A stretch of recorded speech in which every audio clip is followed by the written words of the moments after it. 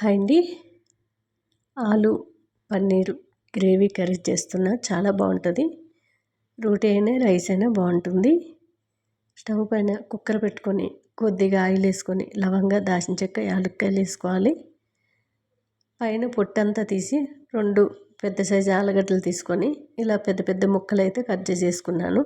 Mixie జార్లో ఎండు కొబ్బరి, కొద్దిగా కాజు ఒక రౌండ్ తిరిగిన తర్వాత ఒక 2 టమాటాలు వేసుకుంటున్నాను. గ్రేవీ కోసం చాలా బాగుంటుంది. మనం ఆలుగడ్డ ఆయిల్ వేసి కాస్త గోల్డ్ కలర్ వచ్చే వరకు వేపుకోవాలి. కొద్దిగా పసుపు వేసుకున్నాను, కొద్దిగా అల్లం వెల్లుల్లిపాయ పేస్టు. మనకి బంగాళదుంపలు ఈ పోపులోనే సగం వేగిపోయేటట్టు చూసుకోవాలి, ఉడికిపోయేటట్టు. మనకి ఒక పన్నీర్ ముక్కలు ఒక 6 వరకు వేసుకున్నాను. ఇంతకుముందు పన్నీర్ పులిహోర చేశాను, దానికి సైడ్ డిష్గా ఈ కర్రీ.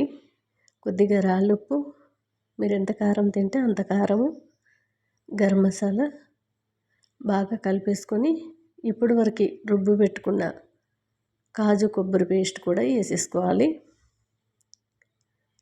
హైలో పెట్టేసి 2 విజిల్లు వస్తే సరిపోతుంది. చాలా చక్కగా ఉడికిపోతుంది. కుక్కరు గాలి అంతా వెళ్ళే వరకు వెయిట్ చేసి తీసినట్లయితే మెత్తగా సాఫ్ట్గా ఆయిల్ అంతా కూడా పైకి వచ్చి టేస్ట్ చాలా బాగుంటుంది. ఈ రుబ్బు పెట్టుకున్న కొబ్బరి కాజు పేస్ట్ వేసుకొని బాగా కలిపేసుకొని మిక్సీ జారి కడిగి ఇంకొన్ని వాటర్ అయితే యాడ్ చేశాను. అంతేనండి. బాగా కలిపేసుకొని మూత పెట్టుకొని 2 విజిల్లు వచ్చే వరకు కుక్కర్ ఆయిల్లో పెట్టి ఉడికించుకుంటే త్వరగా అయిపోతుంది. టేస్ట్ చాలా చాలా బాగుంటుంది. ఓన్లీ రైస్లోకే కాకుండా చపాతీ అయినా పూరి అయినా చాలా చాలా బాగుంటుంది.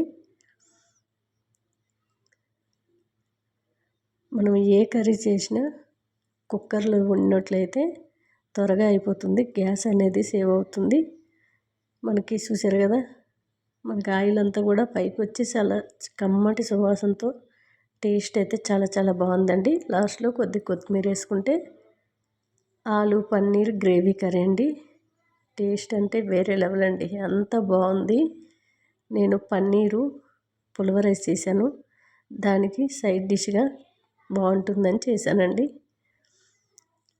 చపాతీ పైకైనా చాలా చాలా బాగుంటుంది. ఎవరికైనా నచ్చితే ట్రై చేయండి.